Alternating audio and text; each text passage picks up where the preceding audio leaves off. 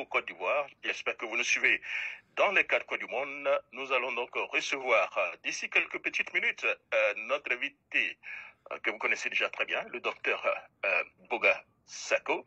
Je lui disais donc bienvenue donc à notre émission hebdomadaire, voilà, avec le docteur Boga Sako Gervais. Avec lui, on fera donc le point donc de la situation dans une petite minute. Je crois que nous avons, voilà. Il est le président donc de la FIDOP. Il est aux États-Unis depuis pratiquement déjà un mois.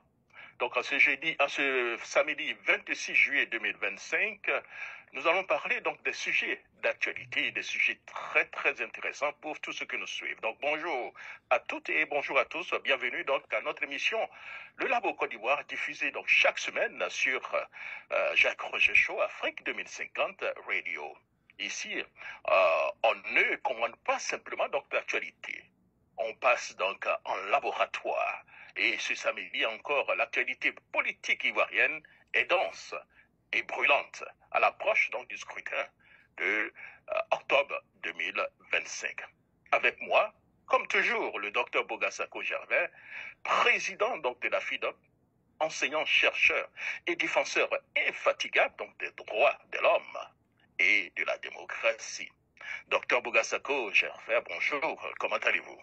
Bonjour, cher ami Jacques Roger. Je salue tous nos téléspectateurs, nos amis et frères de la diaspora, de la Côte d'Ivoire et du monde entier, surtout nos frères panafricanistes aussi, qui suivent de très près ce qui se passe en Côte d'Ivoire. Je vais bien, grâce au divin.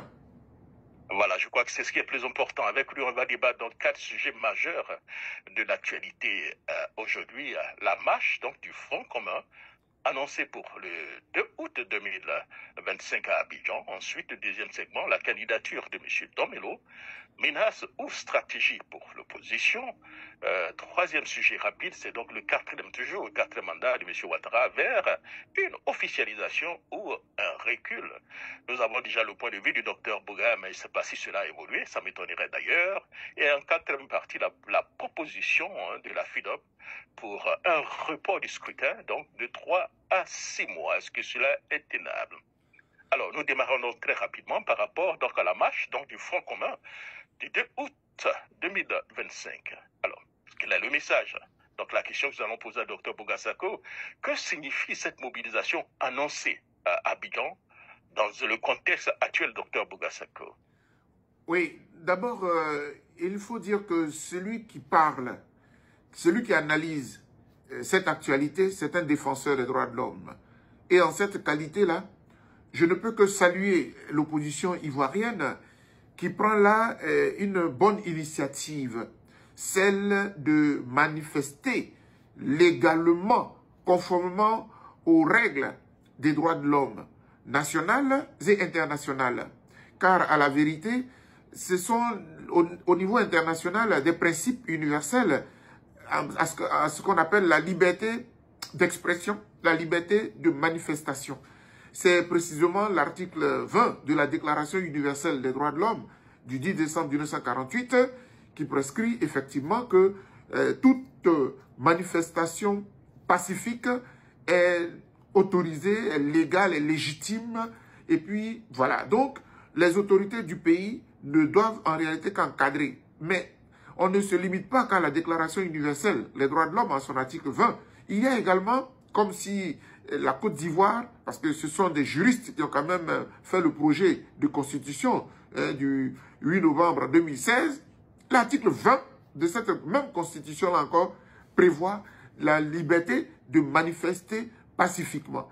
Et donc, je salue l'opposition ivoirienne qui a pris cette initiative-là parce que, en d'autres circonstances, il y en a qui ont pris les armes contre voilà, ce qu'ils ont estimé contre un pouvoir rigide, voyez-vous. Et donc, je voudrais appuyer l'opposition et l'encourager à aller toujours vers cette voie qui est pacifique.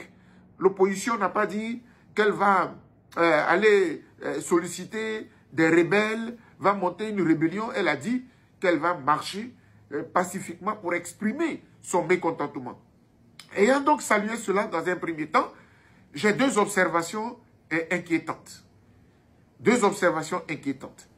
D'une part, de la part des militants du RHDP, d'autre part, de la part de l'appareil judiciaire de Côte d'Ivoire. Je voudrais d'abord commencer même par la réaction de monsieur le procureur. Je crois que, vous savez, ce qui garantit l'état de droit, ce qui garantit la sécurité de tout citoyen dans un état de droit, c'est l'indépendance de la justice, la crédibilité de la justice. J'avoue que les dernières sorties du procureur de la République m'inquiètent pour ce qui est de l'impartialité de la justice. Vous voyez, je me rappelle, il y a quelques années, lorsque les événements de 2010 devaient aboutir à l'arrestation du président Laurent Gbagbo, le procureur de la Cour pénale internationale, M. Ocampo, il s'était comporté d'une façon partisane. Pourquoi? Les faits, les violations des droits de l'homme n'étaient pas encore commises lorsqu'il avait déjà pris parti. Il avait sorti une série de communiqués menaçant M. Laurent Gbagbo de partir du pouvoir, sinon il allait le faire arrêter. Vous voyez, alors que, en tant que procureur qui poursuit à charge et à décharge, on devrait d'abord voir que les crimes soient commis, ou que les faits soient commis, avant de pouvoir déployer l'appareil judiciaire. Cela me fait penser un peu à ce qui est en train de se passer.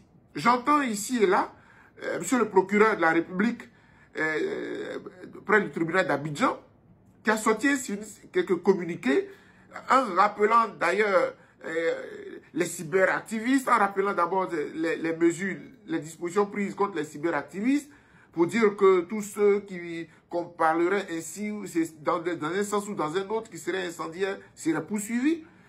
J'entends aussi dire que oui, maintenant on est prêt pour ouvrir les procès de 2020. Ah, chers amis, vraiment, vous voyez, ces coïncidences-là montrent clairement le parti pris du procureur de la République, ce qui est un peu gênant et dommage pour la crédibilité de la justice. C'est comme si la justice, en tout cas le procureur avait choisi son camp et il faisait tout pour intimider, pour effrayer l'opposition, pour faire reculer l'opposition. Et ça ne garantit pas les principes d'un état de droit. Ça devient inquiétant. Par exemple, bon, je sais que dans ces procédures-là, des événements de 2020 qu'il entend juger, ça me concerne, mais j'ai entendu par exemple 4 ans, 5 ans, il n'y a jamais eu de procès. Tout ça, c'était pour intimider. Aujourd'hui, ça tombe mal et c'est gênant pour notre appareil judiciaire, notre système judiciaire. Je voudrais vraiment demander qu'on fasse un peu attention pour ne pas avoir un parti pris. Sinon, ça devient inquiétant pour tout le monde dans la République. Et d'ailleurs, voilà, je termine là-dessus pour dire que le deuxième élément d'inquiétude, c'est que avec cette posture du procureur, ben les militants du RHDP s'en donnent à cœur joie. Maintenant, ils ont commencé à sortir à visage découvert pour certains, à visage masqué pour d'autres, en menaçant carrément l'opposition. Le 2, rendez-vous dans la rue. Bon, entre ceux qui respectent la loi, qui disent qu'ils veulent faire une marche pacifique, ils informent l'autorité. Et ceux qui les menacent en disant rendez-vous dans la rue, mais qui devient dangereux pour la paix sociale. C'est à monsieur le procureur d'aviser. Et j'ai dit. Voilà, merci beaucoup, docteur Bogassako. Selon vous, le message donc de l'opposition est donc adressé au régime ou à la communauté internationale? Je parle de la marche. Mais l'opposition prend à témoin toute la communauté nationale et internationale.